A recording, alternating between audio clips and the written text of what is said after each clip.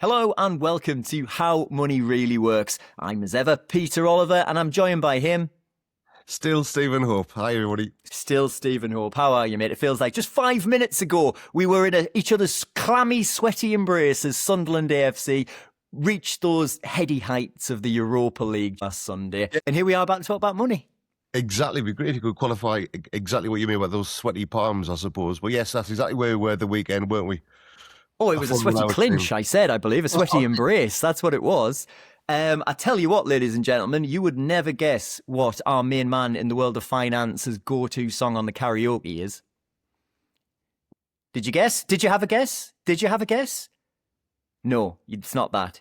It's not that. It's definitely not that, whoever thought that one. Natalie Imbrugila's Torn. This is a 43-year-old heterosexual man, actually, as well. That needs to be pointed out. It needs to be pointed out most days that I'm a heterosexual man. That's a good thing to let everybody into, yes. And it's Natalie Imbruglia. Yeah, I think you're not supposed to pronounce the G, Peter. Oh, really? There's the G silent. Well, there you go. Every day is a school day. We've got plenty to get through today. First off, I just wanted to say a big thank you to anybody out there, all of you HMRW pod heads out there who did come along to my live show at the fire station on Saturday night. Absolutely amazing. It went really, really well. Really touched by everybody that came out and the reactions that everybody had. It was that nice feeling of just like it could have descended into absolute chaos at any moment, but it just didn't, and we kept it on track. So thank you for everybody that came out. There will be more of those. So, we'll keep you ready for Pluggity Plug Plug Plug part 2, 3, 4, 5. They're just going to keep on coming. But today we are here to talk about, well, the promises that are made by politicians. Can always sound so simple, but when it comes to putting into practice the things that they've said that are going to make your lives and well, on this show, the angle we're looking at is how they're going to make your wallets and your bank accounts look better or feel better, that they tend to crumble and turn to dust when it comes to the realities of putting them into practice. We're going to be looking through those as well and have a little look at Britain's competitiveness. I'll try that one again. Competitiveness. After what Sir Tony Blair, remember him? Talking about things from our past as we've been to the match, well, not together, but at the same time, just this weekend. Tony Blair back in the news. Yes, he's suggested that Britain is about to drop out of the Premier League of Nations. Be finding out what he means there and how it can be turned around, according to Sir Tony. But before we do any of that, we do need to say that, Stephen. So as ever, this is financial education, definitely not financial advice. If you do hear anything that's interesting in the show, definitely reach out to somebody professional to see how that could affect you and your life. Well, this is just for fun. This is just for fun, guys. Sorry, if anything you hear is interesting, seek professional help. That's what you just essentially told people. Well, on that note, Steve, let's find out how money really works.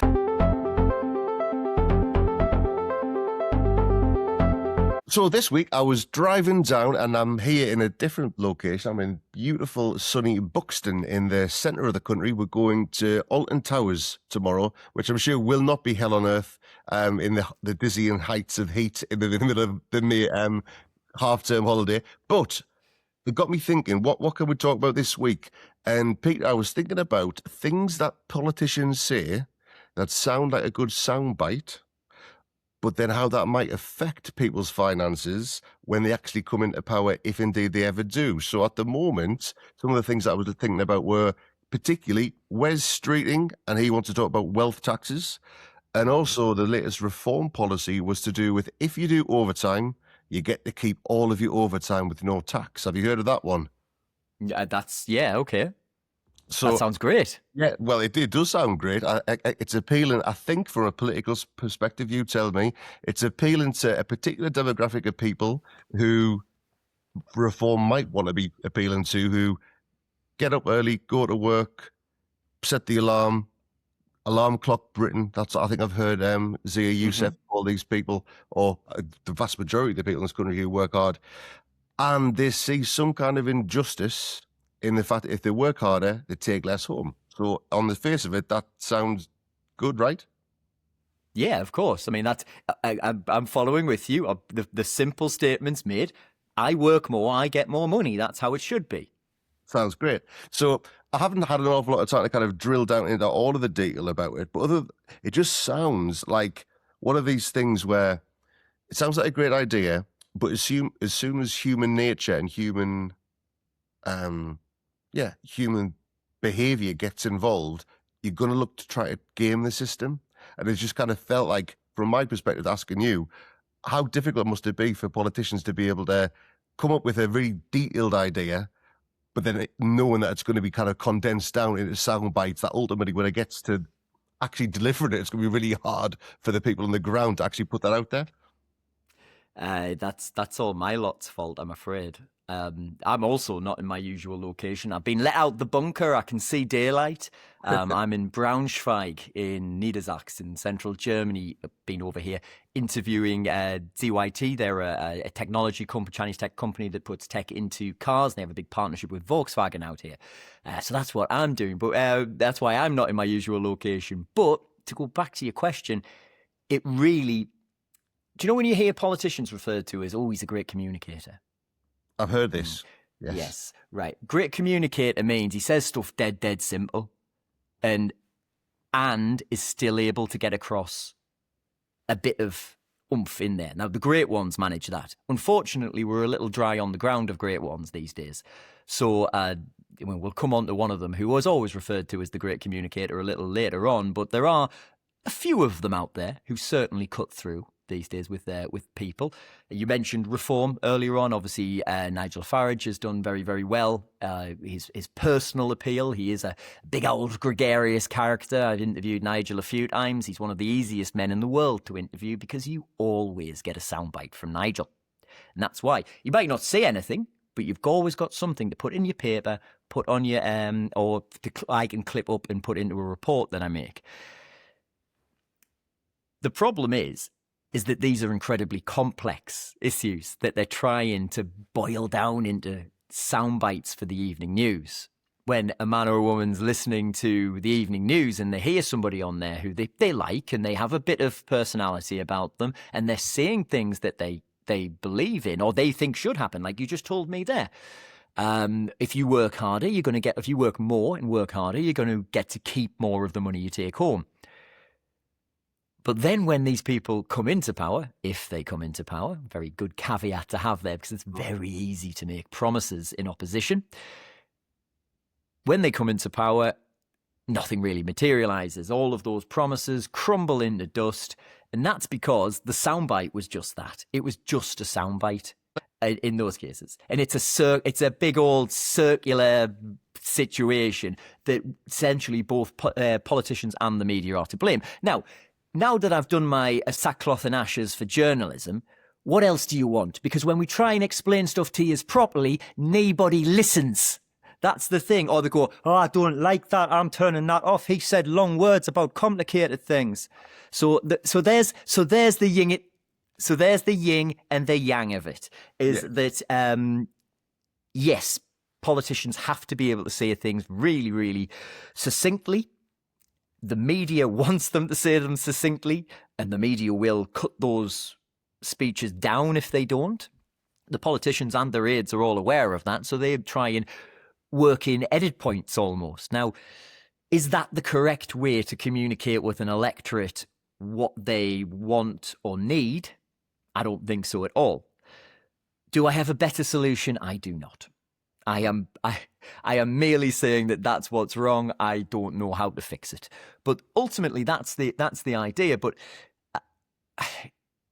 what happens is that we put this out on our shows, in our newspapers, and the politicians want to be able to make sure that they get the best version of their story across. Now, that might not actually bear a whole lot of semblance to reality when it comes to it, because when you look at, I don't want to keep picking on Reform because Reform aren't the only ones. I think every single political party has made these promises and you go, but you can't do that because of this, this and this.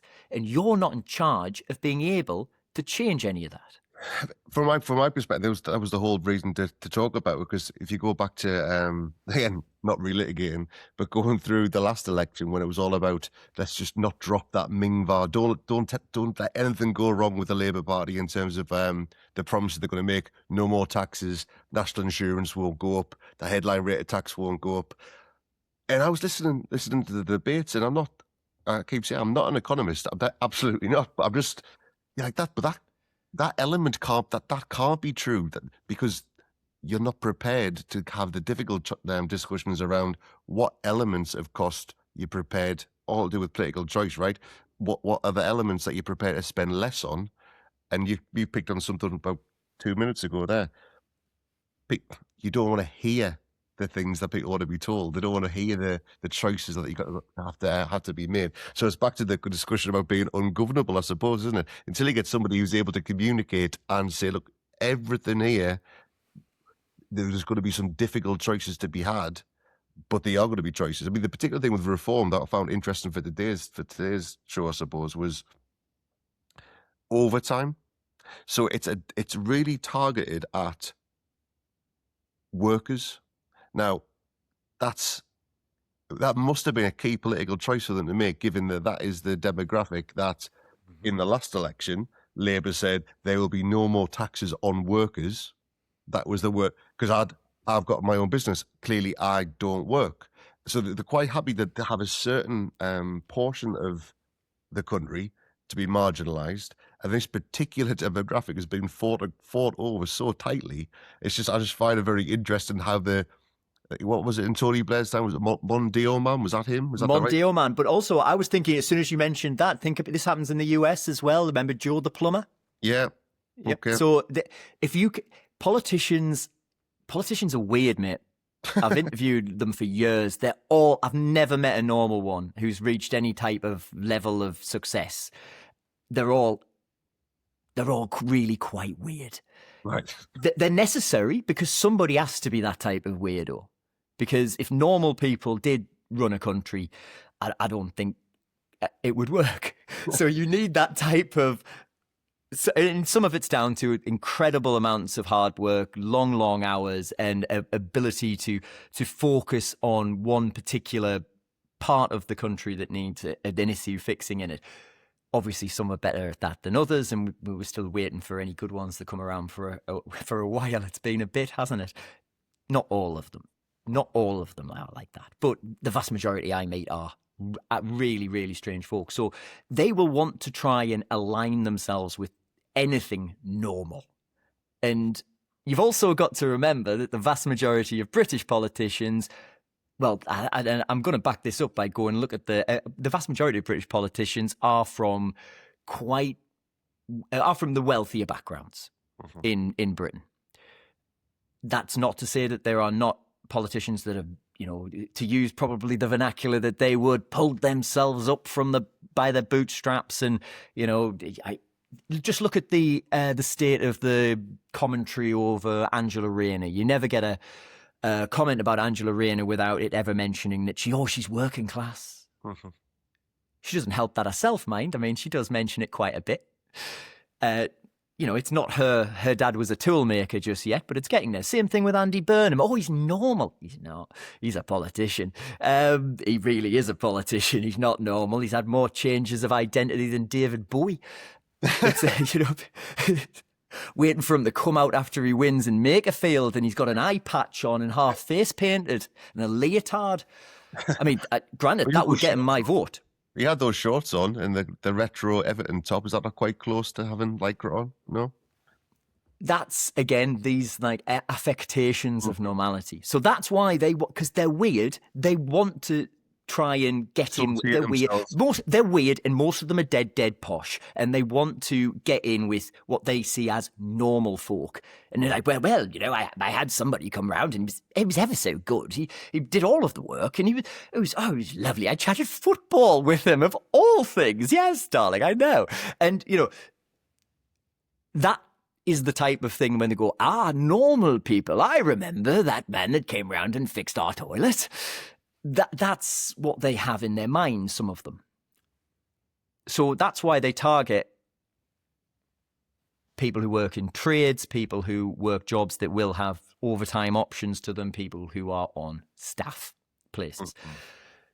It's a big, big market in the electorate as well. There's an awful lot of people fall into that. Now, I know what you said there is exactly what, when you said, well, I own a business, so I don't work, do I?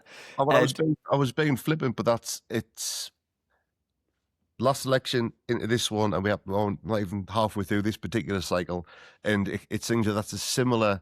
I was going to talk. We were chatting at the weekend. If you wanted to ask us about this, but we're talking about how interested we are after Sunderland, who the first city to announce that they were leaving Brexit, we're now back into Europe. That's amazing. Oh, that was fascinating. Walking across the Kiel Bridge, coming out of the Stadium of Light, I ended up getting handed a European flag, and everybody's just chanting "Europe, Europe, Europe." I felt like it was 2016 again, and I'd just woken up, and this has all been a dream the last 10 years. So in between that, though, we got on to chatting about capital gains tax. That's how cool we are. And you asked me a question about that with regards to, it wasn't so much how it works, because we weren't talking about that. It was Wes Streeting and wealth tax, right? So I'm not quite running. I'm definitely not going to run. I agree with everything that Andy says and Kia. But if I was to run, I'll fix things with a wealth tax. And the wealth tax he seems to be wanting to talk about is capital gains. So maybe I thought that could be something that if we explain that, is that something I think people might be interested in? Do you think, absolutely, Pete? But thank you for giving everybody an insight into the rock and roll lifestyles we lead after, a night of watching Sunderland qualify for the Europa League Europe in general for the first time in 53 years. And we sit down and discuss capital gains tax afterwards. To be fair, though, Peter, it was me kind of more talking at you, and I'm 6 pints in, and you definitely weren't. So this is the conversation ambling through the evening more than anything else. Yeah, Andy kept singing in between talking about capital gains. Sunderland in the sun, ole ole, which is now stuck in my head still. And as we record on Wednesday, it's not going anywhere yet. Right, so let's talk about Wes Streeting in this. So Wes Streeting, basically what we were talking about before about these politicians being weird. Wes would like to portray himself as working class. He probably is certainly working class. I have also heard him referred to as criminal class because he's got a. I think his history could best be referred to as vibrant. That's how. I read a little bit of a snippet from. I don't know whether it was a biography or just something he was talking about. It was a few weeks ago in the time. It does sound like, again, not to critique them at all. It kind of helps in a certain way, doesn't it? Say, oh, by the way, my nana was friends with the Craze, and there was that kind of I'm really normal and look how well I've done about it all. But yes, yeah, he has an interesting background. Yeah. Yeah, come on. My nana was friends with the Craze sounds like a lie on a schoolyard. Anyway. Because he does essentially have those roots, but doesn't seem able to use them because he comes into this leadership having risen through Labour ranks on not the coattails of Peter Mandelson, but certainly in Peter Mandelson's orbit. That's not just the Prince of Darkness and all of the scandal that's come out about him regarding Epstein and everything like that. That's being aligned to that faction of the Labour Party. So what he's doing by putting this across in the political messaging is saying, I'm with the man in the street. I'm not with the Blairites and the Browns and the Mandelsons of the party. I'm able to, tax the rich. That's what we're going to do. So when we're having our discussion about capital gains, yes, I know, so rock and roll. What really got me was the idea that is being broached by Wes Streeting amongst things like a wealth tax on billionaires and super rich and big corporations and things like that, but would also be a tax on unrealised capital gains to set that. I think they're talking about setting it alongside income tax as well. And that's now sparked another discussion, which me and Stan, the cameraman, who I'm here in Braunschweig with, had in the car on the way here while we were stuck in traffic. Because once I told him that, he went nuts on it and he ended up searching around. Apparently, the only nation properly that has something like that is Norway. that we could find, certainly in Europe anyway. There is discussion apparently to do it here in Germany as well. But in Germany, it's only certain people under certain circumstances in which you could incur unrealized capital gains tax. Now, one of those scenarios in Germany is if you have a large company and you decide to whip your company out of Germany. I don't know where large starts. I'm sure there's a marker. But if you have a large company and you want to whip it out of Germany, you will pay tax on unrealized assets that company has. So that's one way that they do it. But the idea of having spent so long, I know it's a different government now, and actually this government's done it as well, of trying to get people to invest in markets, trying to get people to play the stock market like they do in America a bit. I don't think we should really put all of our pension ideas like they do in America. I'm not going to be the one that talks about pensions at all, though that's your domain. But the idea of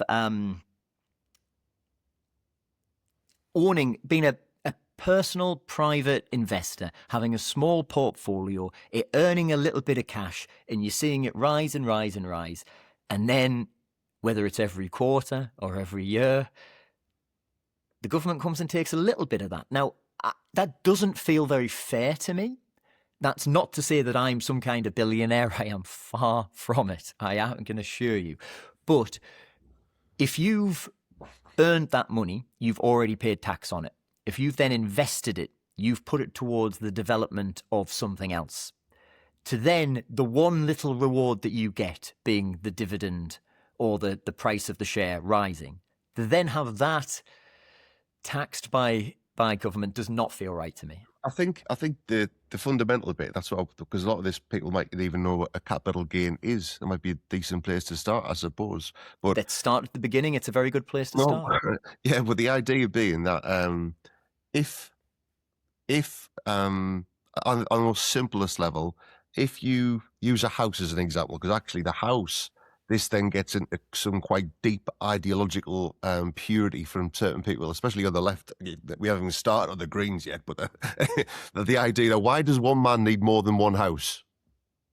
And I think that is part of the issue is that if you bought a house for £100,000 and you give it a lick of paint and you change the wallpaper, and then over a period of 5 or 10 years it grew in value, you've made a capital gain.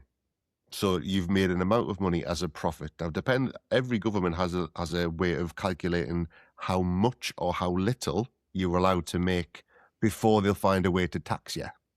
So I think that concept, I think people I've made a profit. But then again, the issue that many different political hues have got to go through is why tax wealth less than you tax work. And that's the thing that there's the competing forces here, right? So capital gains benefits the wealthy because not the worker. The method of ownership, the means of production. This is where it comes down to kind of ideology. So I think from my perspective, not all capital creation is the same. So on one hand, you could be sitting on, and this is an idea that we've had that we're going to try and get past the regulator. I'm not quite sure, Peter. Pete's, what are you going to call it? Pete's portfolio? Pete's portfolio. Yes, I want to try and invest because with it will get a theme tune. I have decided. Pete's portfolio. Yeah, we'll anyway, that. Yeah. But yeah, I want to try and go exactly against our disclaimer in some way that we can work it out that it is fine. If it's just me, and hopefully we're going to have a very special guest if we can make it work, and it would be very, very good for everybody to learn a little bit about how that whole investing thing works, because I've never done it before. My wife's very into it. And has a history of success with it, but I don't think I've ever bought a share in my own on my behalf. I have a pension pot that's managed and everything like that through it, but it's not me that does the moving around. But I've never, gone on to one of these websites, eToro or other ones are available, and bought some ETFs. ETF. This is part of the reason why you probably shouldn't do it yourself, Peter. But what I was, if you don't know the letters, that's kind of the crucial beginning point. Get the abbreviation right, yeah? So when I was going on with Pete's portfolio and saying not all capital creation is the same, there has to be a difference between somebody sitting watching Netflix and then going on trading 212 or eToro or any of the kind of self-serve things, and then going, And if any of you would like to sponsor us, we are open to those offers. So the difference between doing that, buying a share, and you're not involved in it, right? You're buying a share in a company, you're buying a share in Nvidia, you're buying a share in Microsoft. You're not involved as an investor in the success of that company.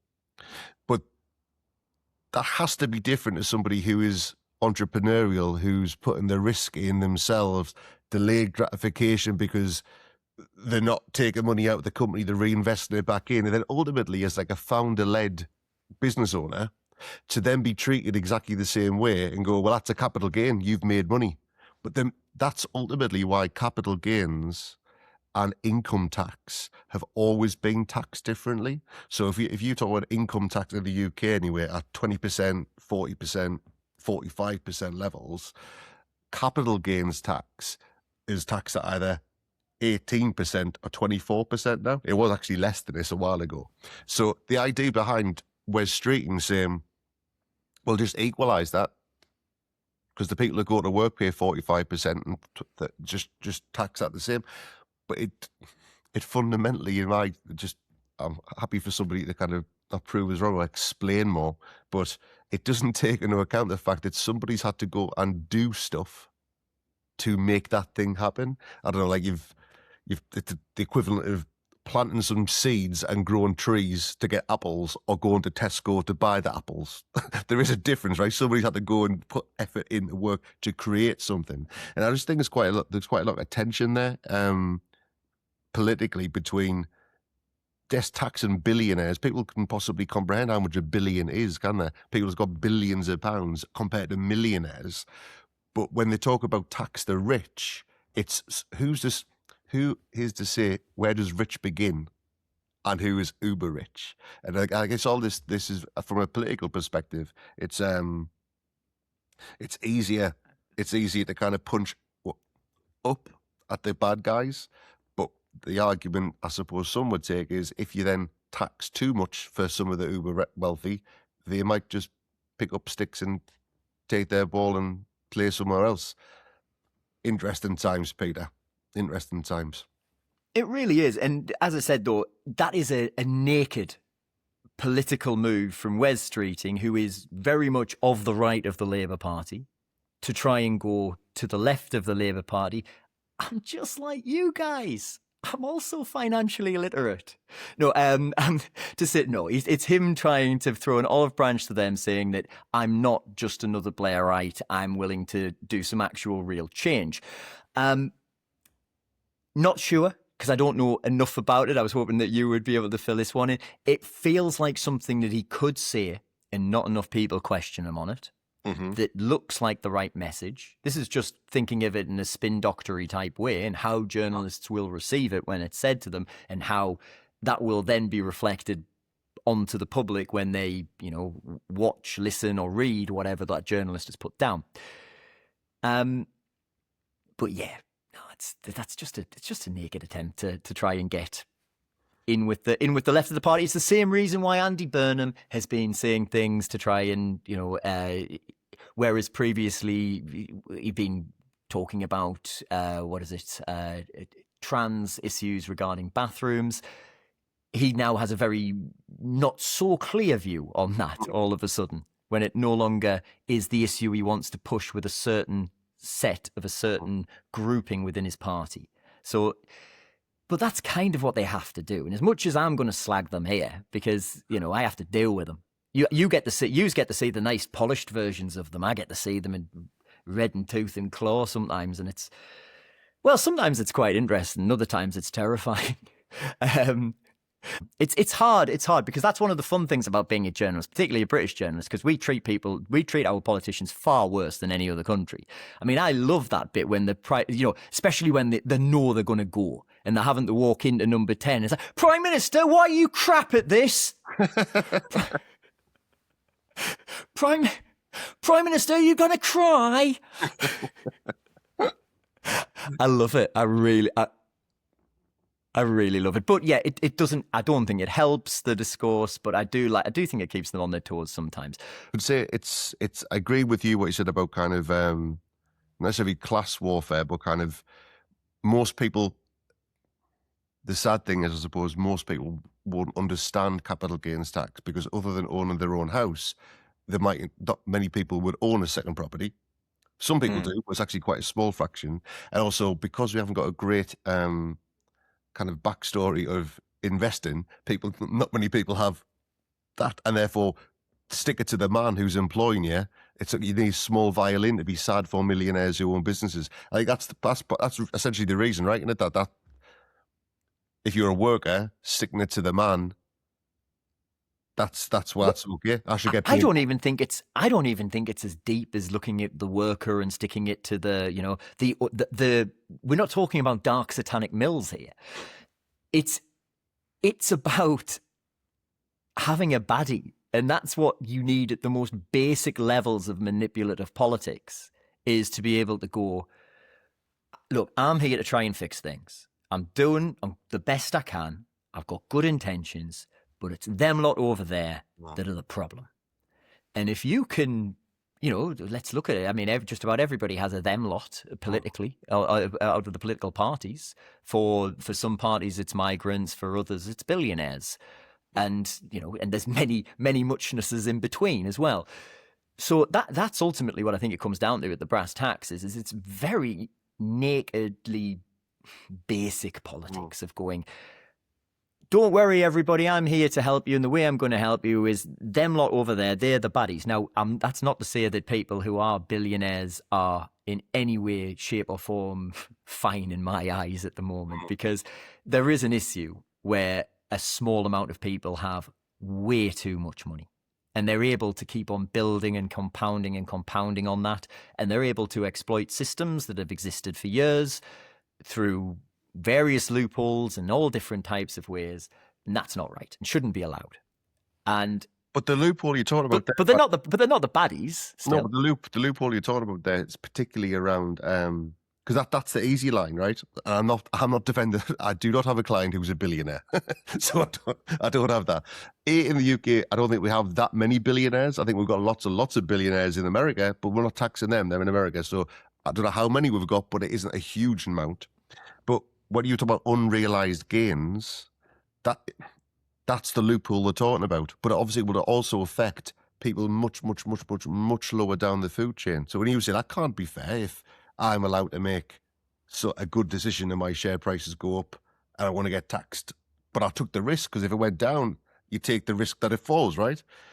So the unrealised gains of shares of billionaires, that's the loophole they're talking about. But of course, if you close it there, unless you're setting, and this is the bit that's very, very sparse on detail from any of them, and I guess that was when I was trying to think of something to talk about on the way down, that is the point, that we will just equalise capital gains tax. Oh, well, that sounds fair. Until you then just scratch a little bit and you'll find John Smiths down the road go, well, but that's not just a billionaire, that's me.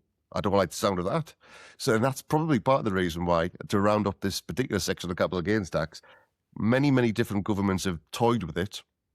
And most recently, they actually have, the Labour Party have increased the rates, and they've reduced, especially for business owners. So what used to be quite cool. It used to be something called entrepreneurs relief.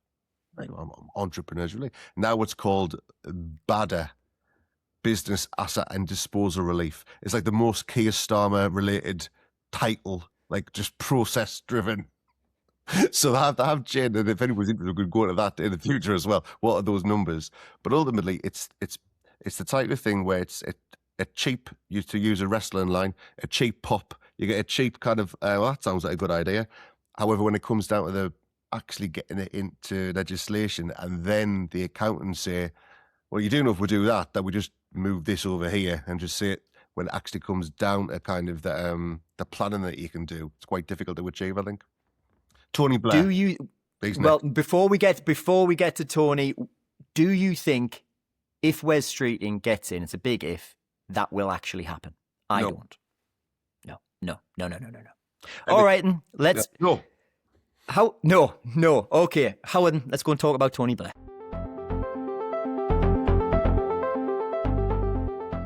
Blair is back. There we go. We woke up this morning as we record on the Wednesday, the 27th of May, to a weighty missive from former British Prime Minister, now Sir Tony Blair, in which he pretty much said the country's on its uppers, isn't it? Ooh. He said Britain could fall out of the Premier League of major nations. It's 5,700 words long, the article that he wrote. Approximately. He sets out basically everything that's wrong with the Labour Party under Keir Starmer and the country, and then kind of says what he needs to do. This is where, hold my hand up as somebody who graduated from journalism school in 2005 and spent, all those years of Blair's wars and all of that type of stuff. You do forget he's quite good at this. And that's the thing is throughout all of the phony Tony and everything that goes with him, and is he a war criminal? Is he not? I know you can't ask him questions about that, or he'll never speak to you again. Anyway, like outside of the Munich Security Conference, when I thought I had a really good interview lined up, and he took one look at me and went, "Not him," and walked off. But never mind. Anyway. So I have been incredibly critical of Tony Blair in the past. And as I say, you do forget sometimes he's very good at this. And when I say that line of, he's a good communicator, quite often it just means they say complicated things simply and they don't have the answers within them. At his very best, I think even his harshest critics would have to say that Tony Blair was, if not the one of the masters at that in British politics that we've had, of getting not only the middle ground, not only the left and not only the right together, but taking a big old cut through them. He's never going to take the far left or the far right of parties, but he brought people under a tent. Now, I think you were in the same boat as me, weren't you, when you read through this and realised there's not a whole lot wrong with what he said. We do media. Media have got pretty. We could have called the show "Centrist Dad," really, couldn't that? Would have been pretty dull.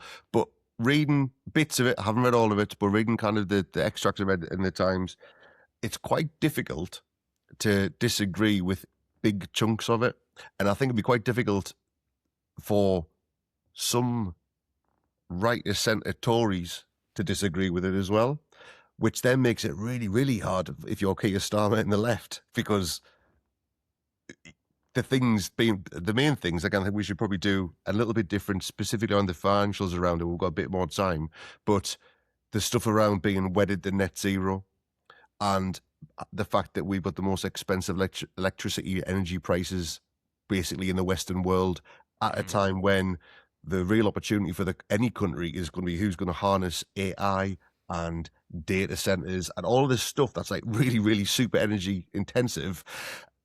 And go, but there's some lovely windmills over there. Now, I know I'm as fond of a dolphin as the next man, but I think there's the main crux of what he was saying around that is if little old England, little old Britain, should I say, produces 3% of the world's output of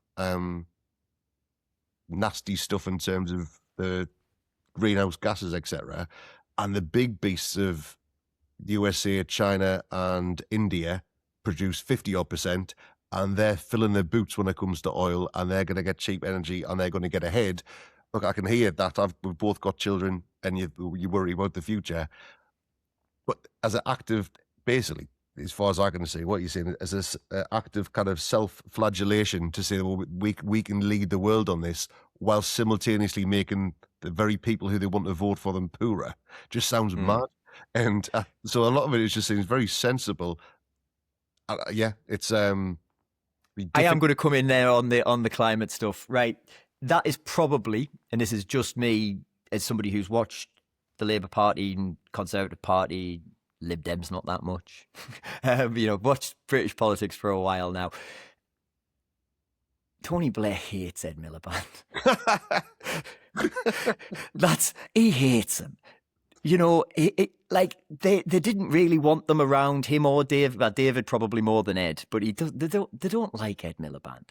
And I don't think if it was not Ed Miliband's net zero plan that it would have got the shellacking it got from Blair. He wouldn't have given him a 2-footer challenge if it wasn't for the fact of that. I honestly think that we do. I agree that at the moment we need any energy that we can get, in cutting ourselves off from sources is like tying one hand behind our back while trying to go and fight a heavyweight boxer, particularly the countries that, like you mentioned before, that you're going up against.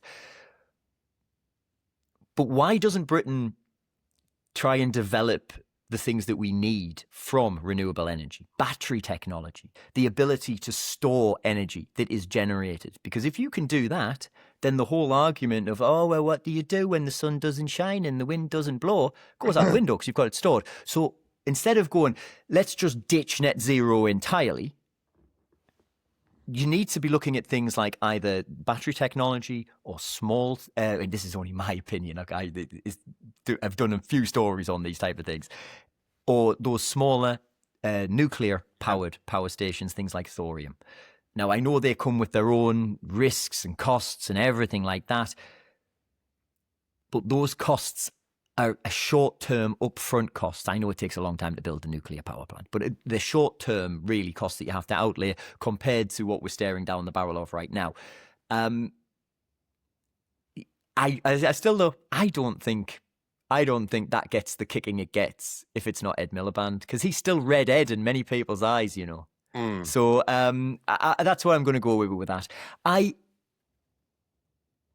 I'm not sure who's going to benefit most in that Labour election or Labour leadership election that we still don't have or know when it's coming, but know it's coming. Who's going to benefit most from what Tony Blair said? There's bits of it Andy Burnham will like. There's bits of it Wes Streeting will like. I mean, let's just not talk about anything Keir Starmer would like. Bless him. He's had Arsenal win the Premier League and, maybe the Champions League this weekend. But I think that's about the limits of any joy that man will have for a while. But because it just seems so dire, everything that's coming down the track for him. But it will benefit some of them more than others. The only thing is it doesn't really matter who it benefits. We'll have to see what happens in Makerfield with Andy Burnham, and then we'll know what comes on from that for this leadership race. But it's interesting to see Blair coming out now, and it's interesting to see just how box office he still is. Yeah. It's at a key time. He knows what he's doing. There's no coincidence about why he's doing it now. He knows that this is he knows how Tony Blair it hits with the public. I don't know if he's shown them, look at what you could have had. But he said, no way do I think he would ever come back for the job. But again, you just can't deny talent. And he does have it. And you could say, and this is going to hurt a little bit, Thatcher. Also, Margaret Thatcher did have the ability to speak to a certain type of person. She spoke to them very clearly. Tony Blair equally as well. We don't have that now. I think the main thing coming away from reading what the former Prime Minister had to say is how far away from a political figure like him we've moved. Yeah, I think the thing that we talk about a different time, maybe next week or something, is some of the key bits out of there that I found interesting. Mainly around the bit I'd said last week about are we ungovernable, and the fact that we don't have big, bold plans, and we just kind of, his words, shuffle the pack. Oh, we'll have a different Prime Minister this week. Again, another thing to talk about, especially your links to China, and they must look at us and go, how quaint. You've got to vote like every 3 or 4 years. Whereas you've got 20-year plans, at least you can see things through. When they need big changes, we can't have anything longer than 2 not even 2 years worth of on the horizon, because there's the next cycle and something else and we need something. So I think big, long, bold plans is what we need. It's just we haven't got anybody there to deliver them, it would seem. Exactly. And I think ultimately the big takeaway from that is every time you chop and change, you're lessening the amount of money, the amount of time, the amount of people to do it, because you've already wasted it on the project you started and then have not really finished or moved on from, without us going into HS2 and all of those things. Costing more than the Artemis mission. Yet again, another thing you told me about 20 times on Sunday evening. But yes, so there we are. That's pretty much where we are right now when it comes to how money really works. We'll be back, not next week. As you might have noticed, there wasn't a podcast last week. We've decided we're going to do this bi-weekly now because it saves Stephen having to put up with me going, Stephen, how does inflation work? Every single week. So it gives us a chance to move on and look at topics in more detail as well. It gives me a bit of time to try and organise some guests. And hopefully, by the time I come back next, we will be looking at what's in Pete's portfolio. So, Stephen, thank you very much for being with me. If you could tell the ladies and gentlemen where they can listen to us on social media. Oh, yes, you need to find us on Instagram at HMRWpod. TikTok sounds very similar to that. Just type it in, How Money Really Works. All the social places, that's where we're at. Google us. It helps. And on that note, you can feel the professionalism in the room as we're both in hotels, can't you? We've all gone a bit D-mob happy. Right, we'll be back in 2 weeks' time when I would say we'd be more professional, but if you've got this far, you know what's going to happen. Bye-bye. Bye, everybody. Take care. Bye.